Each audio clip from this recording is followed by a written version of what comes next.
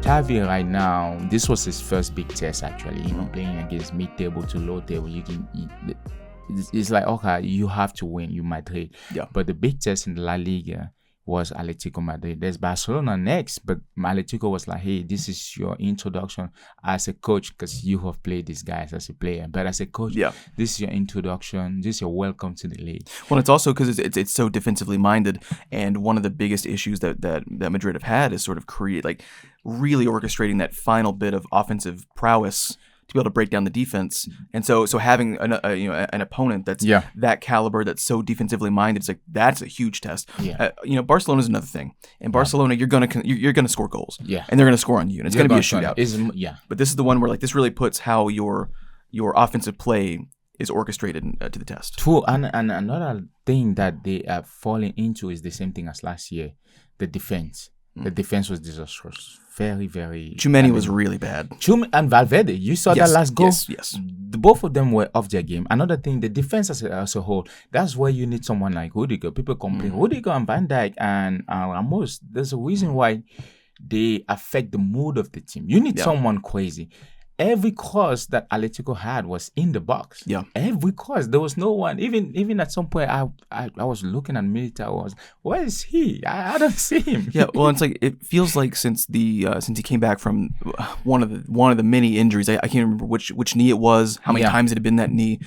He hasn't looked as physical, but he's been playing a lot of minutes. If you look, I mean, he's been starting every single game. Rarely is he subbed off, and if he is, it's with 10 to 15 to go. Now he's probably the best defender, because Rudiger for sure had a lot of injuries. But this type of game, big games, you need someone that will orchestrate the defense. You need someone that will galvanize people. You need someone that will instill confidence. You need someone that will not break. Now, you had a lot of young players in too. This was their first real big. I think Hawson, never playing in this kind of environment, atmosphere. You think that starting Militao and Hausen together is a good idea because they're both young and athletic, but you're absolutely right. You need somebody that's a bit more seasoned in that back line, and it's like, you'd rather, I think, would you rather have Rudiger and Huijsen? Because I think that Huijsen can be more physical than Militao, because it seems that Militao can't anymore. He would do better, because Rudiger wouldn't allow. He would scream at him. Yes, he would have. You have someone like Ramos. He went up to because it was one of the quick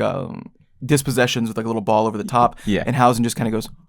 Rudiger would be shouting at him, screaming. Another thing, Bellingham shouldn't have played. This is also a coaching thing, because he was outcoached by Simeone. Xabi Alonso shouldn't have played Bellingham in a derby that Bellingham just had been back from injuries and played 26 minutes. Then you give him a whole derby game. He doesn't have the confidence enough yet, because he's just coming back. You had someone doing great. Mascherano, what you do? Who plays him? Mascherano has been scoring. He's been doing the playmaking. You at the front, I don't really blame them that much, because not a lot was going in there, because their midfield kept messing up balls.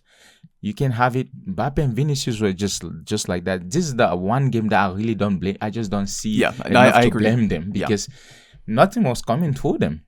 Having a Bellingham that's fresh off an injury in the middle, but at the attacking middle, leaving that middle of that triangle completely open, whereas Güler is on the far right when he's usually a 10. So that's how you really leave someone out without their best capabilities to be able to put forward, because he's not a pacey guy. No, he's not slow, but he's your link-up guy in the middle, and you're not giving him that space.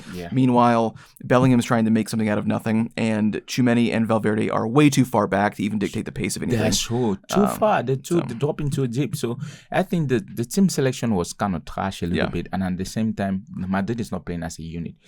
They're still hoping, Vinicius and Bellingham might do some kind of individual magic to score, and then we'll win the game. But at some point it has to stop, because with the small teams you're gonna get away with that, but with the big teams you're not gonna get with that.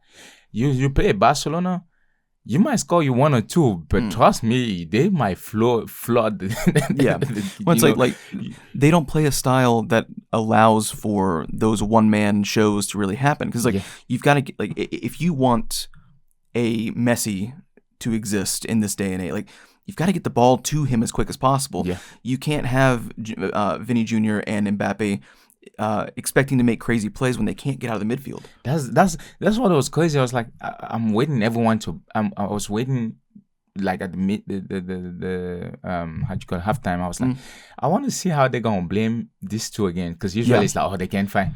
No one blamed them. They were like, everything. I mean, Militao just looking at the ball, just passing over, passing. I was like, what is he doing? That was a sign of relief for me as well, though, because it's like, like Mbappe and Vinny do get a lot of negative criticism, but like most of it's earned, man. Like, because you see it plain as day, like what needed to happen. Like, it obviously wasn't their fault today, but like you'd almost be better off if you're wanting those guys to make something out of themselves.